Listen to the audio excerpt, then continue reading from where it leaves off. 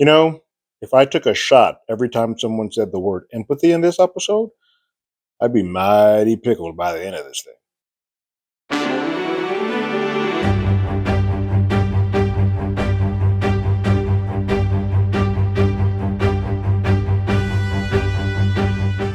Hello, everyone. Terrence here with Hollywood Already Did It. If you haven't already, go ahead, like, share, subscribe to the channel, leave a comment, ring that bell below. Anytime we have something, you will be among the first to know. The third episode of Starfleet Academy is here. It is called Vetus Reflux. Um, you guys feel a lot of ways about this show, and everybody's entitled to their opinion.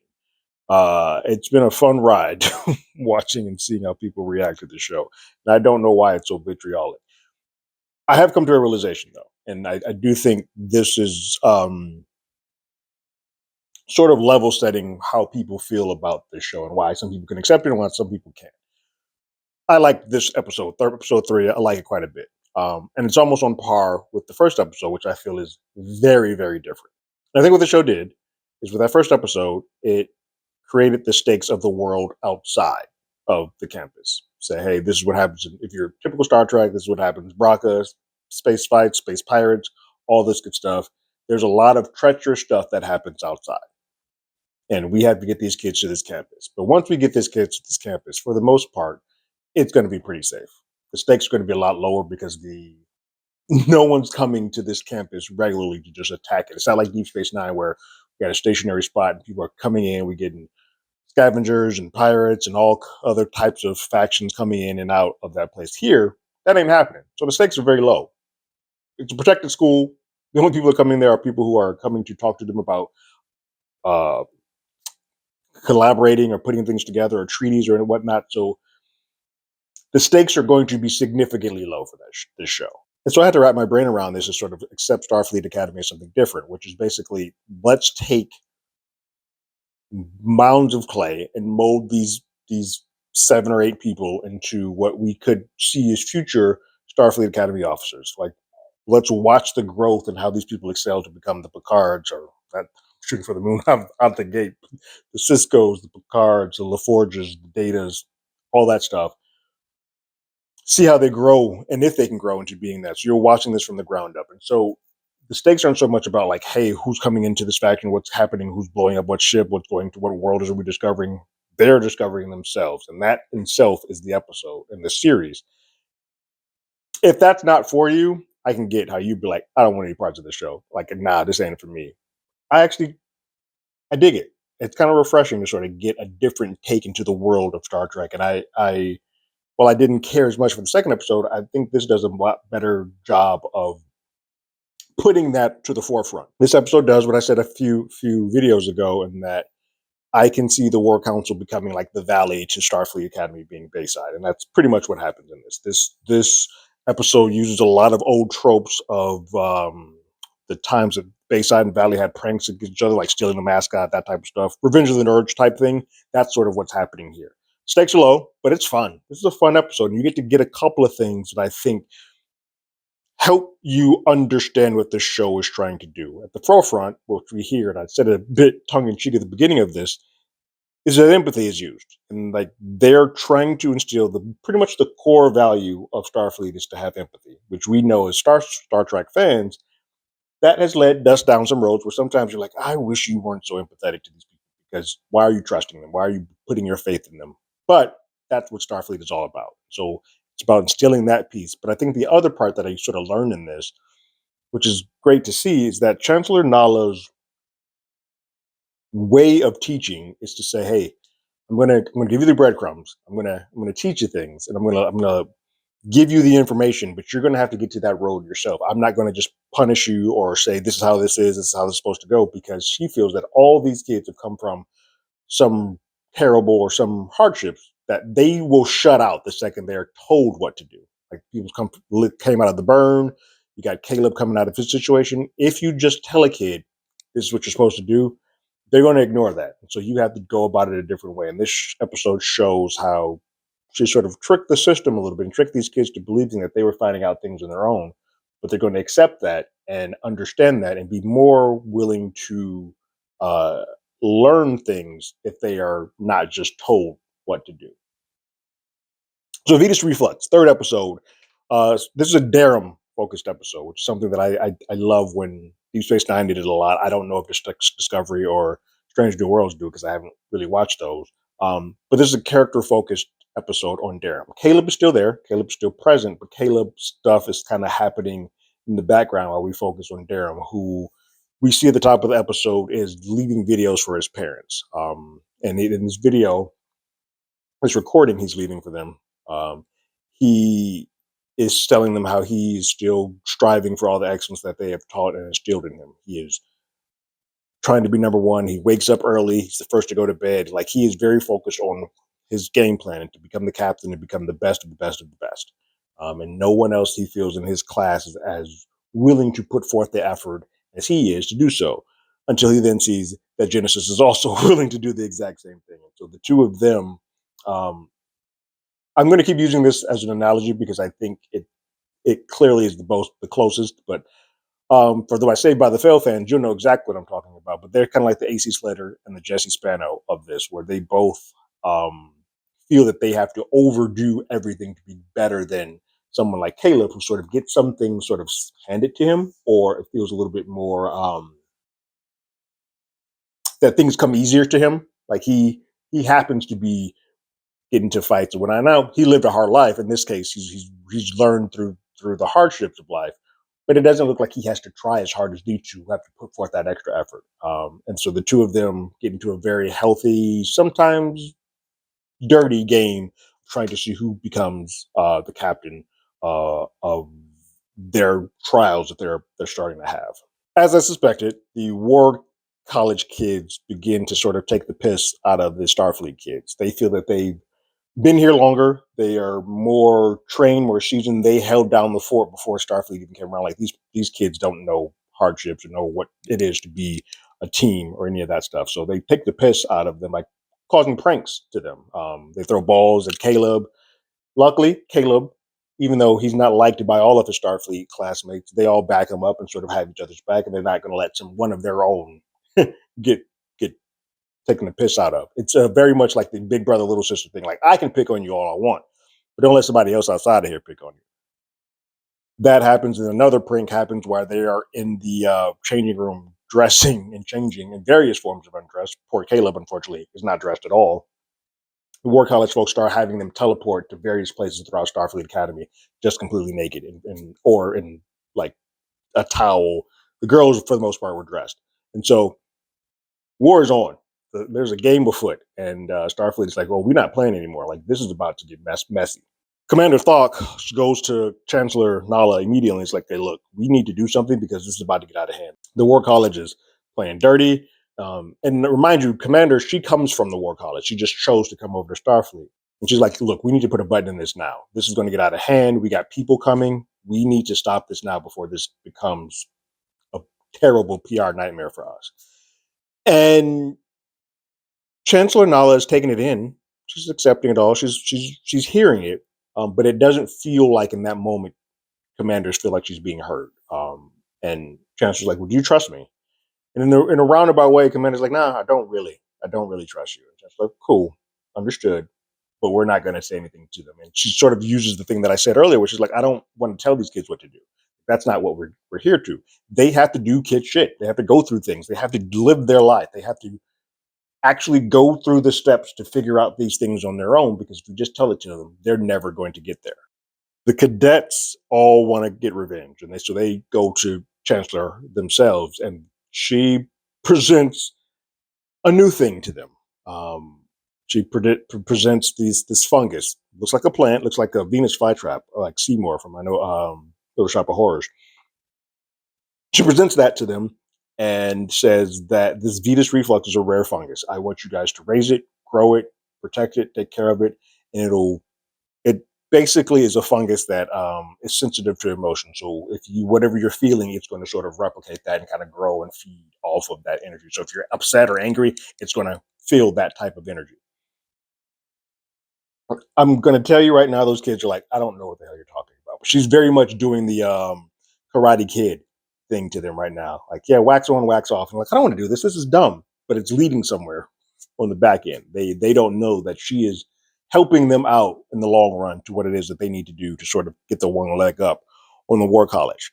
Unfortunately, they still have to go through some of the hardships themselves before they get to that point. And so there's this game that Thok and Jet are putting together. It's called the Kalika teams.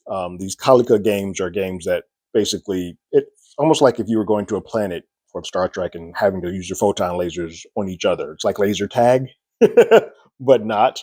Um, and so they're creating teams, and like they don't want to lose, and so they're trying to create the best team that they can come up with. And let me tell you, Starfleet is terrible at this. There's about 3 or 4 people that are actually good at it. It's Darum, Genesis, Caleb, and maybe one more that are actually good. The rest of them are all terrible at it, but they have to do things to sort of think and come up with new ways and strategies to combat the sort of team warlike mentality that the war college folk kids have. That said, in this first round of it, while they're going through these things, Darum and Genesis are going back and forth, back and forth, back and forth about who wants to be the captain, and they're tit for tat, ringing the bells, doing the things. They're doing things almost even keel. They are about 1-to-1. It's the same. Darum then does something dirty, and like one of the trials that they have to figure out who's going to actually be the final captain. Darum uses some information that Genesis gave him earlier about her family uh, in a timely manner and distracts Genesis and kind of pisses her off because she's like, I told you that in confidence. I gave you that as a person that I don't feel like I have to guard myself against you to to not feel comfortable telling you that. And you used it against me. Like, not only was that dirty, but like I trusted you. You just broke a sort of a bond there. But Darren doesn't care. Darren's like, cool, I got the captain's speed. I'm good. And he's being exalted and celebrated and all so happy. Everything, yeah. There's a point where Jaden is asked by Caleb to like, hey, can you distract some of the War College kids while I go have a one-on-one conversation with her? Because I need to find out why the hell she is with the War College as opposed to with me. In a sort of hilarious thing, Jaden has to stop a couple of them to like crack some jokes. I'm only bringing this up because there's a one of the 3 War College folks is named Kyle. He seems to be a little bit more interested in the jokes than Jaden, so I'm thinking that it looks like they're positing the seeds that there may be some type of uh, I don't know if it's going to be an intimate relationship or some type of relationship, but there's some type of relationship that's brewing between Jaden and Kyle. But Caleb does get to go talk and ask essentially why she chose the War College, and we learn throughout the episode that essentially she did it because not because she wanted to be away from Caleb, because Caleb's like, you just wanted to stay away from me. You don't want to be here with me. She's like, no, because she essentially doesn't feel like she can trust herself. Something about her feeling emotions is different than the typical people of her species. And so she has to sort of wear almost like a mood ring that sort of tells her like, hey, to track it down and keeps her emotions at bay or under control. But the true reason is because she wants to feel challenged. She feels like, as the daughter of the quote unquote king, if you will, the main person of her species, she feels like she needs to have some sort of test or see if she can do things on her own, a bit of a challenge. And she wants this for herself. So it's not all about Caleb. And Caleb has to sort of receive that in a way that I don't think he thinks everything's about him. War College keeping them pranks going though. They take a video that Chancellor Nala was watching earlier, sort of the promo video for Starfleet Academy, and then they slice it with the just poor showing that the cadets did on Starfleet side, and airs that throughout all of Starfleet, and it just looks bad. It looks terrible. And now Darum, as the captain, feels like he has to balls up and brass up and say, hey, I'm going to make this. You need to learn something. So he decides to put him and his team in on display to take on the War College at a nighttime Colica game that is not sponsored or shepherded or handled by anything from Starfleet. It's off the books. It's not supposed to happen. They shouldn't be doing it. And they're doing the games and they're getting smoked. Starfleet is getting smoked left and right. 1, 2, 3. They're getting just beat to crap. And Darum's not really doing himself any favor. He comes up with a plan that just doesn't work, and he doesn't decide to change or alter his plan at all. He's like, this is the plan, this is what we're going to do, and it's not working. To the point where on the last game, I think they're up three. I think War College is up by 3 points. Durham gets out, and at that point, Genesis is like, stop, stop, stop. She comes to join the team. She's like, stop. Here's what we're going to do. She comes up with a new plan that sort of uses what they had happen in the training sessions of Kalika to use the sensories around them and sort of create a smoke display and use and remove the ability for anybody to see. So then when the War College shoots, that's when they know where they give up their bearings, where they are. And then Caleb and somebody else got up on high and started firing down on them and picking them off one by one. So it got them a point. They're not going to win the game. They know they're not going to win the game, but they know, hey, and that mode of where they did things not going to work again. But in that one moment, the team came together behind the thoughts of Genesis, which Darham's ideas did not work, to come together and put together a win. Like they actually got one. And so it felt good as a team to sort of get that. In this mission, it's also important to know that Caleb joined the team, even though he's like, I'm too cool for school. I don't want to be a part of this team. I'm a lone wolf.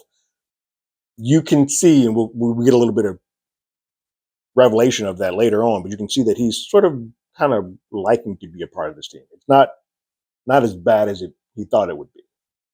After they get their 1 point, Thawk and Reno come to break everything up. They get caught red-handed and sort of are chastised by Nala.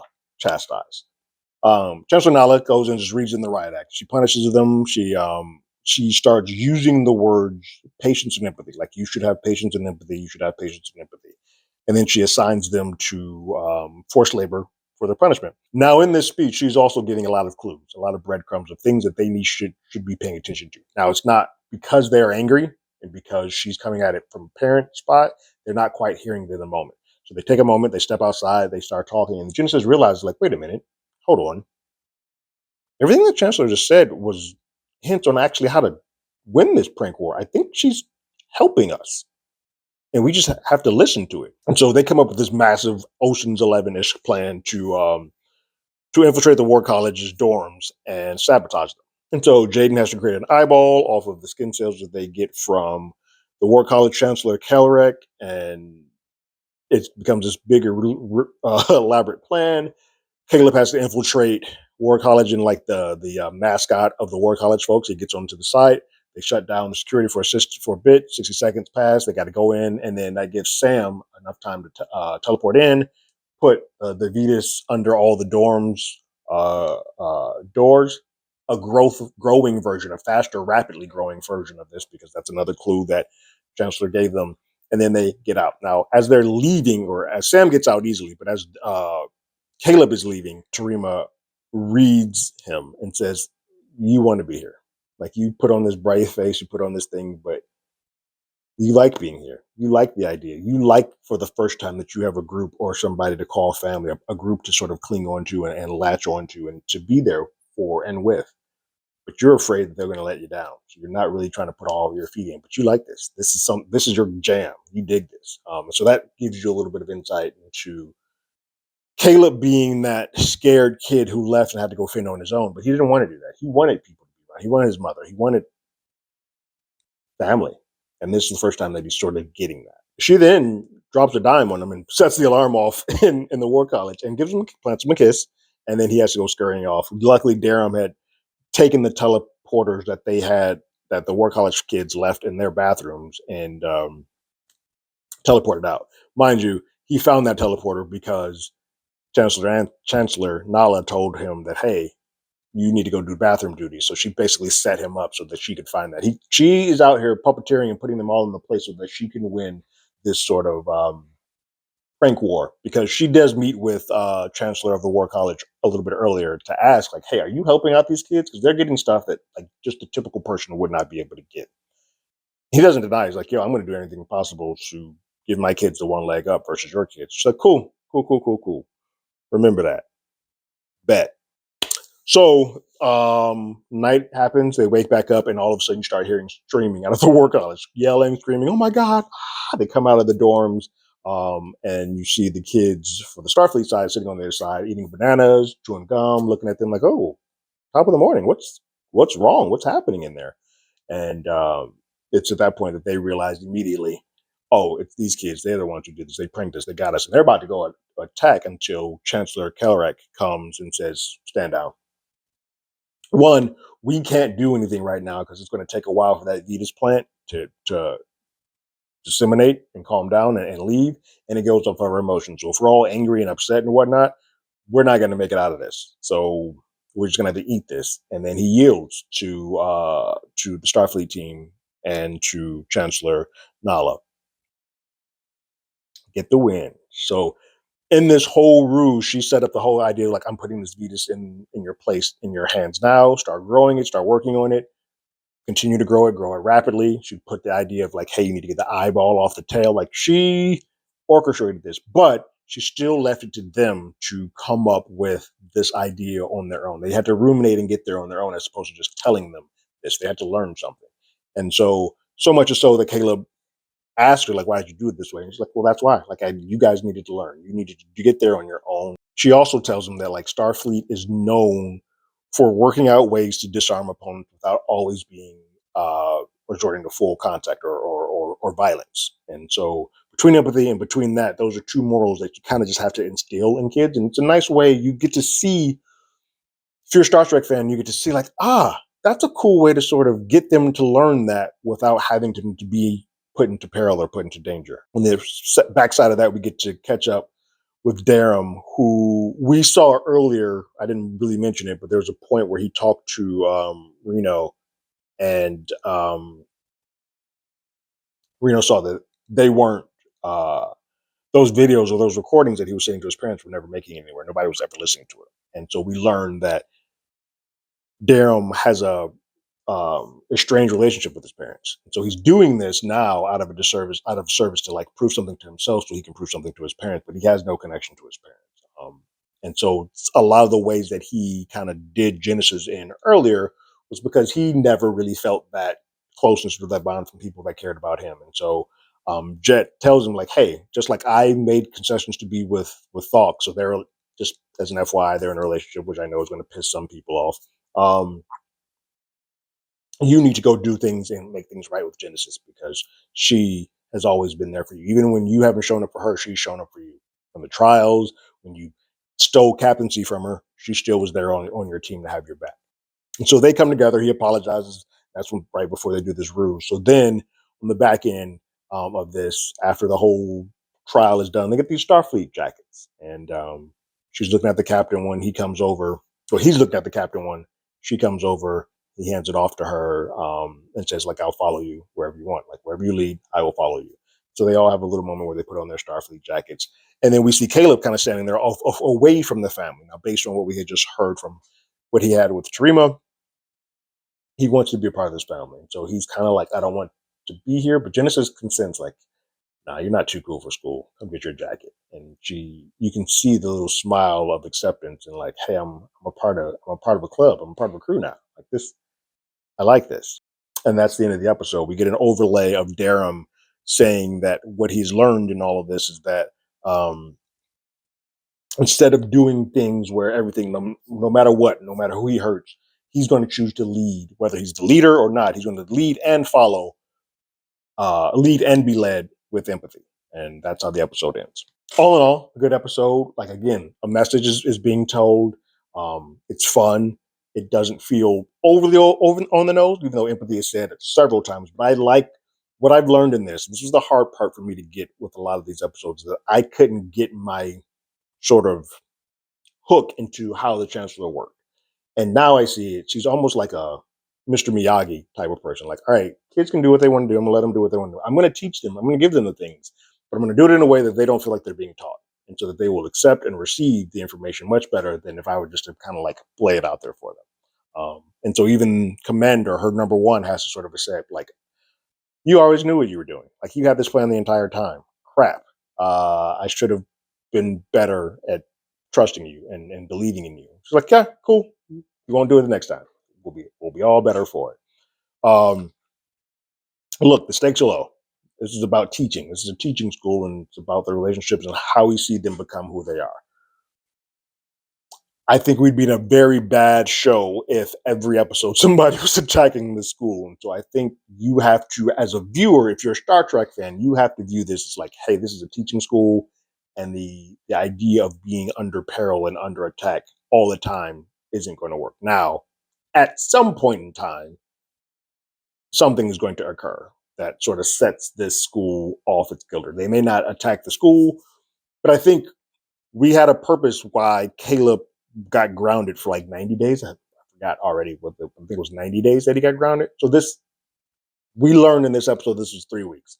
So there's going to come a point in time where they do probably have a space mission that they have to go on, and that's when I think things are going to get a little dicey for them. But yeah, fun episode. I'm still in. Like I didn't. The second episode was like I don't know if I'm going to make it. This episode got me back in, but in a very different way than the first episode.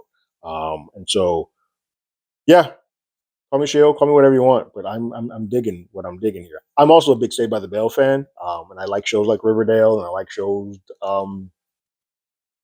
some of those teen shows. I think seeing how the world works now that I'm a parent too, seeing how the world works with kids and teens and how they sort of figure out life and how they get there is exciting to see it through that lens of Star Trek. What did you guys think about the third episode of Star Trek Starfleet Academy called Vetus Reflux? So leave your thoughts and comments in the comments below.